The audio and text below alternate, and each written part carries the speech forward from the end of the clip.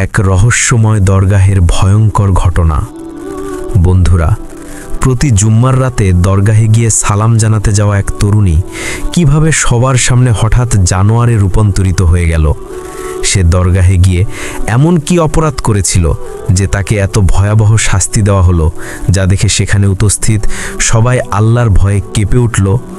লোকেরা তৌবা ইস্তিগফার করতে শুরু করলো, আর তার অবস্থা এমন হয়েছিল যা শুনলে তোমার শরীরের শিহরণ জাগবে।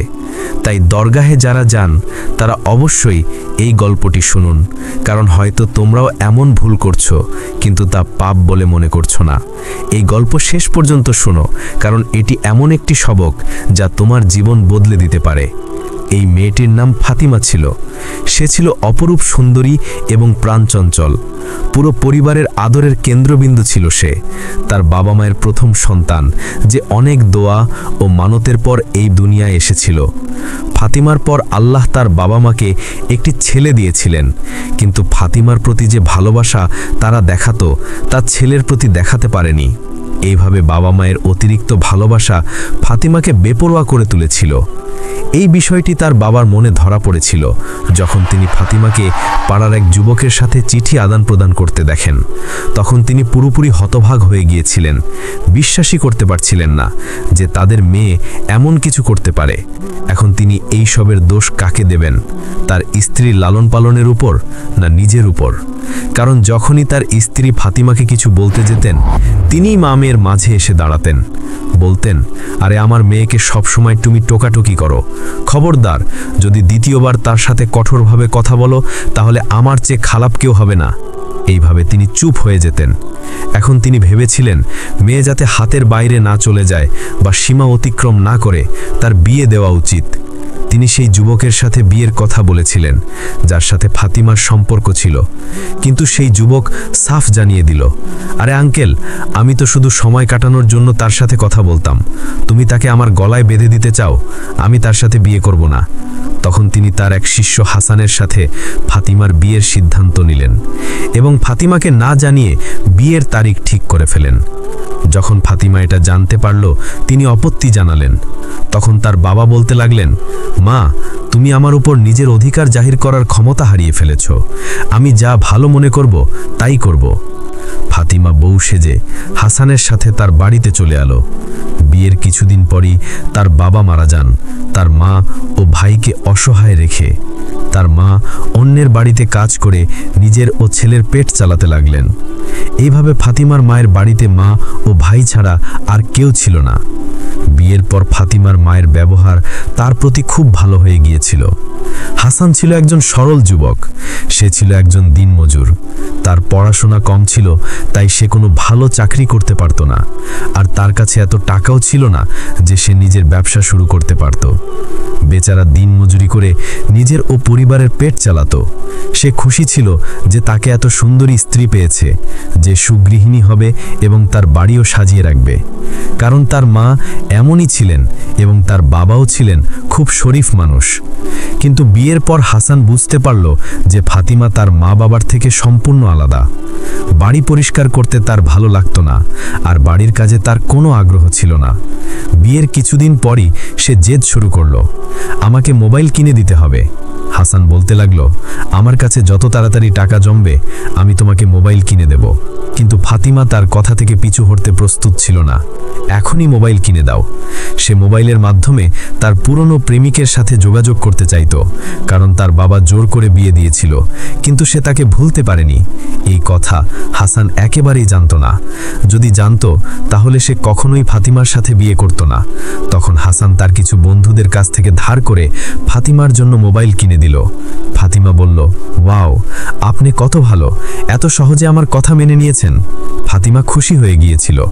ফাতিমার মা সবসময় তার সাথে রেগে ব্যবহার করতেন। বাবার মৃত্যুর জন্য তিনি ফাতিমাকেই দায়ী করতেন। একদিন ফাতিমা তার মায়ের কাছে গেল এবং তার হাতে অনেক টাকা এবং এক জোড়া নতুন কাপড় উপহার দিল। তার মা দেখে অবাক হয়ে গেলেন। আরে এত টাকা কোথায় পেলি? ফাতিমা বলতে লাগলো, মা তুমি এইসব রাখো, আরাম করো, আমি এর চেয়েও বেশি টাকা তোমাকে এনে দেব, শুধু তোমাকে একটা ছোট কাজ করতে হবে। কেমন কাজ? ফাতিমার মা সারা জীবন গরিবই কাটিয়েছেন। তার স্বামীর আয় এত কম ছিল যে তিনি কখনো খোলা হাতে খরচ করতে পারেননি। সবসময় খোলা হাতে খরচ করার আকাঙ্ক্ষা মনে লালন করে এত বয়স পার করেছেন। এখন এই বয়সে যখন তার কাছে এত টাকা এলো, তিনি খুশিতে উচ্ছ্বসিত হয়ে গেলেন। এত টাকা তো আমি পুরো মাস অন্যের বাড়িতে কাজ করে উপার্জন করতে পারি না যতটা আমার মেয়ে দিয়েছে। ফাতিমা বলতে লাগলো, মা তোমাকে শুধু এটুকু করতে হবে যে আমার স্বামীকে বলবে আমি দরগাহে গিয়ে সালাম ও দোয়া করে তোমার কাছে রাত কাটাতে এসেছি। যখনই আমার স্বামী এখানে এসে আমার সম্পর্কে জিজ্ঞাসা করবে বা আমার সাথে দেখা করতে চাইবে, তখন তুমি বলবে আমি দরগাহে গিয়েছি। তুমি কখনো বলবে না যে আমি এখানে নেই। কিন্তু মা, আমি এমন কেন করব? আর বলো, তুমি তোমার স্বামীকে মিথ্যে বলে কোথায় যাবে? তুমি যদি এখানে না আসো তাহলে কোথায় যাবে? এবার ফাতেমা রহস্যময় হাসি দিয়ে বলল, মা তুমি কি চাও না বাড়ির অবস্থা বদলে যাক, ভাই পড়াশোনা করে যোগ্য হয়ে উঠুক, আর তুমিও অন্যের বাড়িতে কাজ করা থেকে মুক্তি পাও? হ্যাঁ মা, আমি চাই আমি এখন আরাম করি, শান্তিতে জীবন কাটাই। কিন্তু মা, যতক্ষণ প্রাণ আছে ততক্ষণ তো এই জীবনের ঝামেলা মেটাতে হবে। ফাতেমা বলতে লাগলো, মা এখন থেকে তোমার সব দায়িত্ব আমার ওপর। শুধু তোমাকে এটুকু করতে হবে যে প্রতি সপ্তাহে আমার সাথে তাল মিলিয়ে চলবে। আমি তোমাকে আমার স্বামীর সাথে কথা বলিয়ে দেব, আর তুমি তাকে যা বলতে বলবো তাই বলবে। হাসানের অভ্যেস ছিল যে সে প্রতি জুম্মার রাতে কাছের দরগাহে যায় এবং তার স্ত্রীকেও সাথে নিয়ে যায়। যেদিন ফাতেমা তার মায়ের বাড়িতে থাকতো সেদিন সে একা যেত। একদিন যখন ফাতেমা তার সাথে দরগাহে গেল, তখন সেখানে বাবা সাহেব ফাতেমাকে দেখে চমকে উঠলেন। হাসানকে বললেন, বেটা এক গ্লাস পানি নিয়ে আয়, আমার খুব তেষ্টা পেয়েছে। ফাতেমা সেখানেই দাঁড়িয়েছিল। হাসান চলে যাওয়ার পর বাবা সাহেব তাকে বললেন, মা মানুষের দুনিয়া চাকচিককে হারিয়ে নিজের আখিরাত ভুলে যাওয়া উচিত নয়। যা মানুষের মনে থাকে, তার চিন্তা থাকে, তা কখনো না কখনো সবার সামনে চলে আসে, আর তখন মানুষের কাছে অনুতাপ ছাড়া কিচ্ছু থাকে না। ফাতেমা তাদের কথা শুনে চমকে উঠল, কিন্তু বুঝতে পারল না। আপনি কি বললেন? বাবা আপনার কথা আমি বুঝতে পারছি না। বাবা সাহেব হেসে বললেন, মা যদি সময় মতো বুঝতে পারো তাহলে তোমার ভালো, না হলে সময় যদি হাতছাড়া হয়ে যায় তাহলে তুমি অনুতাপ ছাড়া কিচ্ছু পাবে না। তখন হাসান তাদের জন্য পানি নিয়ে এলো আর তারা চুপ হয়ে গেলেন। এক জুম্মার রাতে যখন হাসান দরগাহে গেল তখন সে একা ছিল, কারণ ফাতেমা তার মায়ের বাড়িতে ছিল। বাবা সাহেব তাকে বোঝাতে লাগলেন, বেটা যখন মানুষ কারোর উপর দায়িত্বশীল হয় তখন তার দায়িত্ব আরও বেড়ে যায়। সে তার অধীনস্থ সব কিছুর জন্য জবাবদিহি করে। তাকে এতটা সচেতন হতে হবে যে তার উপস্থিতি ও অনুপস্থিতিতে কি ঘটছে তা সে ভালোভাবে জানে। এটাই একজন ভালো মানুষের পরিচয়, যে সে বুদ্ধিমান ও তীক্ষ্ণ দৃষ্টি সম্পন্ন। হাসান তাদের কথায় মাথা নাড়তে থাকলো, কিন্তু সেও বাবার কথা বুঝতে পারল না। এখন ফাতেমার এটাই অভ্যেস হয়ে গিয়েছিল। যখনই তার কোথাও ঘুরতে যাবার পরিকল্পনা হতো বা কোনো পুরুষ বন্ধুর সাথে দেখা করতে যেত, তখন সে রাতের পর রাত বাড়ির বাইরে থাকত। এমন অবস্থায় সে তার মাকে ব্যবহার করত। হাসান, আমার মায়ের অবস্থা খুব খারাপ, তিনি চান আমি দুদিন তার কাছে থাকি, তোমার কি আপত্তি আছে? দেখো ফাতেমা, বাড়িতে মা একা, তিনি এখন অসুস্থ, বাড়ির কাজ করতে পারেন না। এমন অবস্থায় আমার খাওয়া দাওয়ার প্রতিটি বিষয়ে সমস্যা হয়। তুমি যদি এভাবে প্রতিদিন মায়ের বাড়ি যাও তাহলে আমার বাড়ির কি হবে? হাসানের এই কথায় ফাতেমা চিৎকার করে উঠল, আচ্ছা তাহলে আপনি আমাকে কয়েদ করে রেখেছেন, নিজের মায়ের নোকরানি বানিয়ে এনেছেন? আমার জীবন তো শেষ হয়ে গেল। আমার সেই মা যিনি আমাকে জন্ম দিয়েছেন তার উপর আমার অধিকার শেষ হয়ে গেল। ফাতেমার কান্নায় হাসান অসহায় হয়ে গেল। আরে না ফাতেমা, আমার এমন মানে নয়। আচ্ছা ঠিক আছে, তুমি চলে যাও, আমি বলে দেব, তিনি কোনো ব্যবস্থা করে নেবেন। ফাতেমা দুদিন বলে পুরো এক সপ্তাহ বাড়ির বাইরে ছিল। হাসান বাড়িতে থাকলে তার মা খুব দুঃখী আর বিব্রত হতেন। বেটা, আজ আমি কাপড় ধুয়ে ছাদে শুকোতে গিয়েছিলাম, ফেরার সময় পা পিছলে গেল, মুখের ওপর মাটিতে পড়ে গেলাম।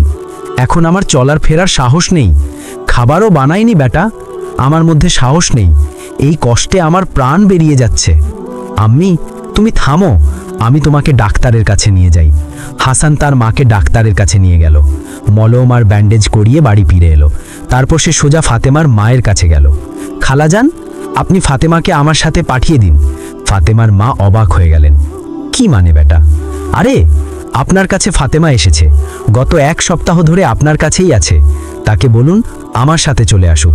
তখন ফাতেমার মায়ের মনে পড়ল, হ্যাঁ বেটা, তার অবস্থা ঠিক ছিল না, এখন সে ডাক্তারের কাছে গেছে, যত তাড়াতাড়ি ফিরবে আমি বার্তা পৌঁছে দেব। হাসান বলল, ঠিক আছে খালাজান, আমি তার জন্য অপেক্ষা করব। অনেক দেরি হয়ে গেল। হাসান সেখানেই বসে অপেক্ষা করতে লাগলো। ফাতেমার মা ঘাবড়ে গেলেন, কি করব? তখনই সেনি ফাতেমার নম্বরে ফোন করলেন। আরে মা, তুমি 1 সপ্তাহ ধরে বাড়ির বাইরে, এটা তুমি আমাকে কিভাবে জানালে না? তুমি কোথায়? মা, তুমি বলো না যে আমি তোমার কাছে আসিনি, সে আমার জন্য অপেক্ষা করছে, তাড়াতাড়ি বলো। ফাতেমা তখন অন্য শহরে ছিল, তার নতুন বন্ধুর সাথে ঘুরে বেড়াচ্ছিল। বন্ধু তাকে অনেক কেনাকাটা করিয়েছিল এবং অনেক টাকা দিয়েছিল। এখন এসব আমি হাসানের সামনে মায়ের কাছে কিভাবে নিয়ে যাব? কিন্তু বাড়ি তো ফিরতেই হবে। সন্ধ্যের সময় সে বাড়ি পৌঁছালো। হাসান তাকে দেখে রেগে গেল। কতক্ষণ ধরে আমি তোমার অপেক্ষায় আছি? বড়, তুমি কোন ডাক্তারের কাছে গিয়েছিলে যেখান থেকে ফিরতে এত দেরি হলো? আর এসব কি? ফাতেমা কাঁদতে লাগলো। আপনি আমার ওপর সন্দেহ করছেন। আমি তো এত অসুস্থ, আমার খেয়াল রাখার বদলে আপনি আমার উপর রাগ করছেন। ডাক্তারের কাছে অনেক ভিড় ছিল, অনেক মহিলা ছিল, আমার নম্বর আসতে দেরি হয়ে গেল।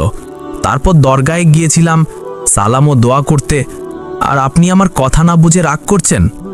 হাসান লজ্জিত হয়ে বলল, এমন কথা নয় ফাতিমা, আমি তো তোমার ওপর সন্দেহ করছি না। ফাতিমা বলতে লাগলো, মা, এটা তোমার জিনিস, যা তুমি চেয়েছিলে। যখন ফাতিমার মা এসব খুলে দেখলেন, তার চোখ চকচক করে উঠল, কারণ এতে খাবার, মাংস, ফল ও নতুন কাপড় ছিল। ফাতিমা চুপচাপ কিছু টাকা তার মায়ের হাতে দিল এবং বাড়ি চলে এলো।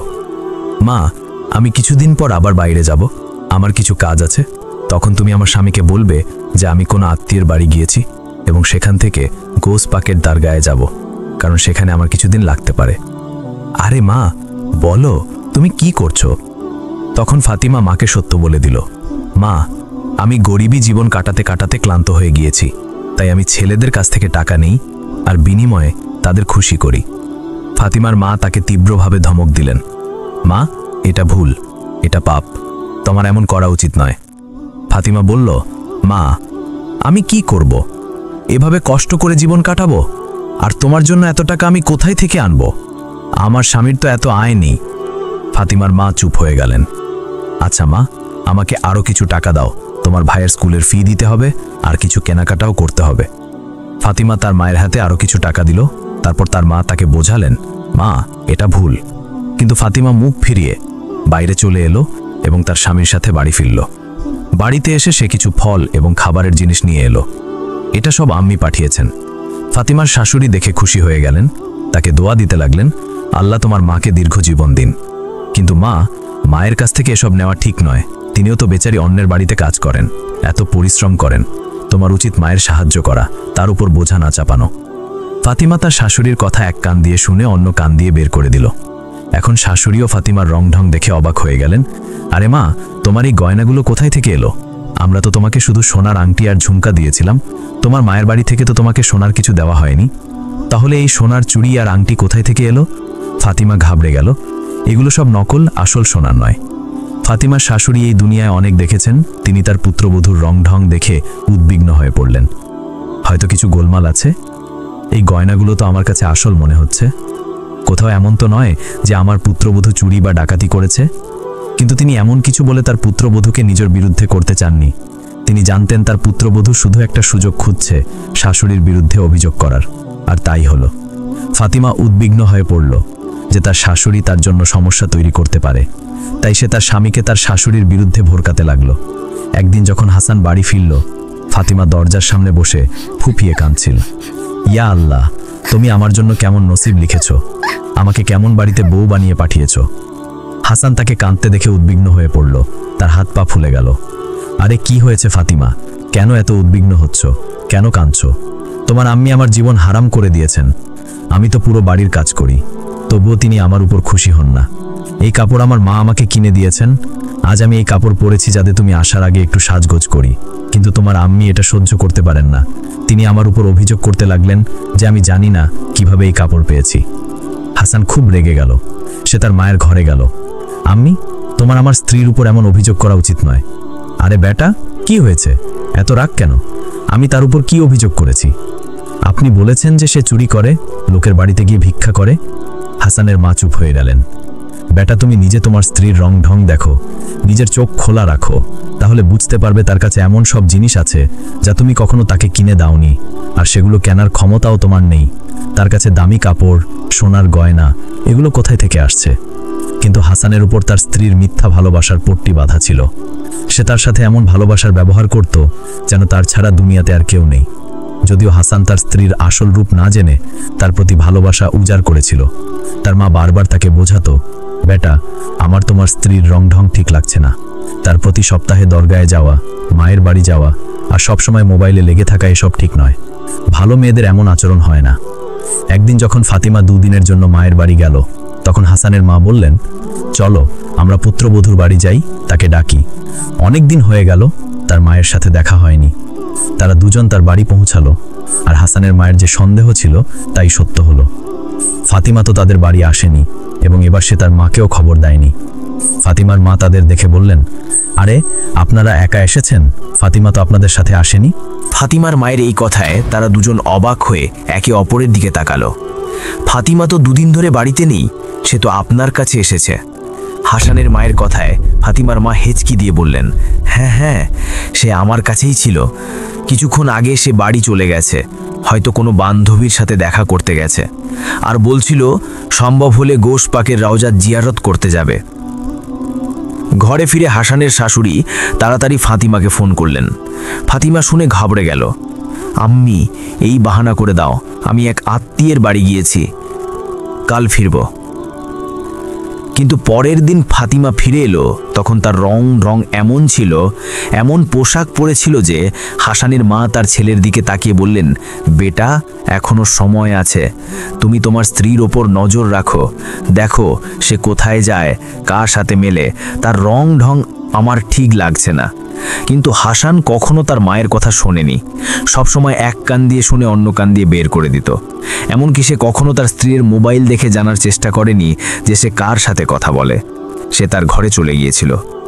আরে ফাতিমা, তুমি তো তোমার বান্ধবীর সাথে গৌস পাকের রওজা জিয়ারত করতে যাচ্ছিলে, তাই না? ফাতিমা চোখ চুরিয়ে বলল, হ্যাঁ, কিন্তু প্ল্যান বাতিল হয়ে গেল। আমার বান্ধবীর অবস্থা খারাপ হয়ে গিয়েছিল, তাই তার কাছে রাত কাটিয়ে এসেছি। ঠিকমতো ঘুমও হয়নি। মাঝরাতে ফাতিমার ফোনে কারো কল এলো। সে ফোন কানে লাগিয়ে ঘর থেকে বাইরে চলে গেল। হাসানেরও চোখ খুলে গিয়েছিল। সে উদ্বিগ্ন হয়ে পড়ল। যদি তার মায়ের কল হতো, তাহলে আমার সামনে কেন কথা বলল না? এমন কি কথা ছিল যা আমার সামনে বলতে পারল না? হাসান তার পিছনে বাইরে গেল। তখন যা শুনল, তার পায়ের নিচ থেকে মাটি সরে গেল। তার স্ত্রী তার পুরনো প্রেমিকের সাথে ফোনে কথা বলছিল, তার সাথে দেখা করার জন্য উদ্গ্রীব প্রকাশ করছিল। এমন আকর্ষণীয় ভঙ্গিতে ভালোবাসার কথা বলছিল যা সে কখনো তার স্বামীর সাথে করেনি। এর বেশি শোনা হাসানের পক্ষে সম্ভব ছিল না। সে ঘরে ফিরল, তখন শখ থেকে তার অবস্থা খারাপ হয়ে গিয়েছিল। তার চোখ থেকে অশ্রু ঝরছিল। ইয়া আল্লাহ, আমার সাথে এটা কি হলো? আমার স্ত্রী আমাকে ধোঁকা দিচ্ছিল, আর আমি এটা জানতামও না। আমার মা সব সময় বলতেন যে সে ভালো মহিলা নয়, কিন্তু আমি আমার মায়ের কথায় বিশ্বাস করিনি। সবসময় আমার স্ত্রীকেই ঠিক মনে করেছি, কিন্তু এখন আর নয়। এখন আমি এই মহিলাকে আমার বাড়ি থেকে বের করে দেব। পরের দিন ফাতিমা বলল যে সে তার সন্তানের মা হতে চলেছে। তখন হাসান চুপ হয়ে গেল। এখন আমি কিভাবে জানবো যে এই সন্তান আমার না তার কোনো প্রেমিকের? সে ফাতিমাকে এই কথা জিজ্ঞাসা করল। তখন ফাতিমা কাঁদতে লাগলো। তার ধারণাতেও ছিল না যে তার স্বামী এইসব জানতে পারবে। কাঁদতে কাঁদতে বলল, আমার তো অনেক সময় হয়েছে, আমি কখনো কারো সাথে মিলিনি। আজ পর্যন্ত কেউ আমাকে ছোঁয়নি। আমার শুধু তার সাথে ফোনে কথা হয়েছে, আমি মিলিনি। আমার উপর বিশ্বাস করো। সে মিথ্যে করে কুরআন পাক তুলে নিল। কুরআনের ওপর হাত রেখে মিথ্যে কসম খেল, যদি আমি তার সাথে মিলি থাকি বা এই সন্তান অন্য কারো হয়, তাহলে তুমি আমাকে তালাক দিয়ে দাও। ফাতিমা জানতো যে তার প্রেমিক তাকে কখনো গ্রহণ করবে না, আর যতক্ষণ এই সন্তান দুনিয়াতে না আসে ততক্ষণ সে তার স্বামীর বাড়িতেই থাকতে চায়, কারণ সন্তানের দায়িত্ব তার স্বামীর ওপর চাপিয়ে দিয়ে তবেই সে অন্য কারো সাথে বিয়ের সিদ্ধান্ত নিতে পারবে। প্রতিদিন সে মিথ্যে কসম খেয়ে তার স্বামীকে বিশ্বাস করাতো। হাসান নিজে সরল স্বভাবের মানুষ ছিল, নেক প্রকৃতির ছিল, তাই সে তার স্ত্রীর কথায় চোখ বন্ধ করে বিশ্বাস করে যেত। এক জুম্মার রাতের দিন হাসান বলল, চল আমার সাথে দরগাহে সালাম করি এবং বাবা সাহেবের কাছ থেকে দোয়া নিই। আমি চাই আল্লাহ আমাকে ছেলে দেন। কিন্তু ফাতিমার সাথে যেতে অস্বীকার করল। হাসান তখন একাই দরগাহে চলে গেল। তার চলে যাওয়ার পর ফাতিমা তার শরীরে অদ্ভুত অস্থিরতা অনুভব করতে লাগলো। যখনই তার অবস্থা খারাপ হতো হাসান তাকে বাবা সাহেবের কাছে নিয়ে যেত, তিনি তাকে দম দিলে তার অবস্থা ঠিক হয়ে যেত। এখন ফাতিমা ভাবল সে আবার দরগাহে যাক যাতে তার অবস্থা ঠিক হয়। কিন্তু বন্ধুরা, তার ডাক্তারের কাছে যাওয়া উচিত ছিল। এটা আমার পরামর্শ যে ছাড়ফুঁক দিয়ে অবস্থা ঠিক হয় না, কিন্তু তার অবস্থা তো এমনই হওয়ার ছিল, তাই সে চলে গেল। সে বাবা সাহেবের কাছে গেল। বাবা সাহেব, আমার অবস্থা খারাপ হচ্ছে, অদ্ভুত অস্থিরতা ছড়িয়ে পড়ছে, পুরো শরীরে অস্থিরতা, আপনি আমাকে কোনো দম দিন যাতে আমার অবস্থা ঠিক হয়। বাবা সাহেব তাকে রাগ দিয়ে দেখলেন। তোমাকে আমি বুঝিয়েছিলাম মেয়ে, তোমাকে নিষেধ করেছিলাম, কিন্তু তুমি আমার কথা মানোনি।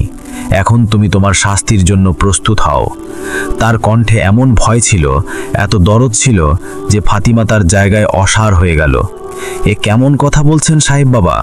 আপনার কোনো কথা আমি বুঝতে পারছি না, প্লিজ আমাকে সাহায্য করুন, আমার অদ্ভুত অস্থিরতা হচ্ছে। দেখতে দেখতে তার অবস্থা খারাপ হতে লাগলো। সে ভয়ঙ্করভাবে চিৎকার করতে লাগলো। আশপাশের লোকেরা দৌড়ে এলো। আরে কি হয়েছে? এই মেয়ে এত চিৎকার করছে কেন? এর উপর কি জিন ভর করেছে? দেখতে দেখতে ফাতিমার অবস্থা আরো খারাপ হলো। তার চেহারা একটি জানোয়ারের আকৃতিতে বদলে যেতে লাগলো। তার বড় বড় নখ বেরিয়ে এলো, পুরো শরীরে বড় বড় লোম গজালো, আর সে এখন পুরোপুরি চতুষ্পদের ভঙ্গিতে মাটিতে দাঁড়িয়ে গেল। তার মুখও ভয়ঙ্কর হয়ে গিয়েছিল। তাকে দেখে লোকেরা চিৎকার করতে লাগলো। আর এই মেয়ের ওপর জিনের ছায়া পড়েছে, তাই তার এমন অবস্থা হয়েছে। কেউ কেউ ফাতিমাকে চিনে ফেলল। আরে, এটা তো হাসানের স্ত্রী, হাসানকে ডাকো, যাতে সে তার স্ত্রীকে বাড়ি নিয়ে যায় এবং চিকিৎসা করায়। বেচারির উপর জিন কিভাবে প্রভাব ফেলেছে। তখন বাবা সাহেব রাগ করে চিৎকার করলেন, এই মহিলার উপর কোনো জিন নেই, বরং এটাকে আল্লাহর পক্ষ থেকে আযাব দেওয়া হয়েছে, যে পাপ সে করেছে। সে তার স্ত্রীর অবাধ্যতা করেছে, তার জীবনকে কষ্টময় করে রেখেছে, তার ইজ্জতের হেফাজত করেনি, তাকে ধোঁকা দিয়ে গেছে। আর আল্লাহ ও আউলিয়াদের নামে যে কবিরা গুনহা করেছে তার জন্য এই শাস্তি। তাকে এই জানোয়ারের আকৃতিতে বদলে দেওয়া হয়েছে, আর মরার সময় পর্যন্ত সে এই অবস্থায় থাকবে। তখন হাসানও দৌড়ে এসেছিল। এটা সব কি?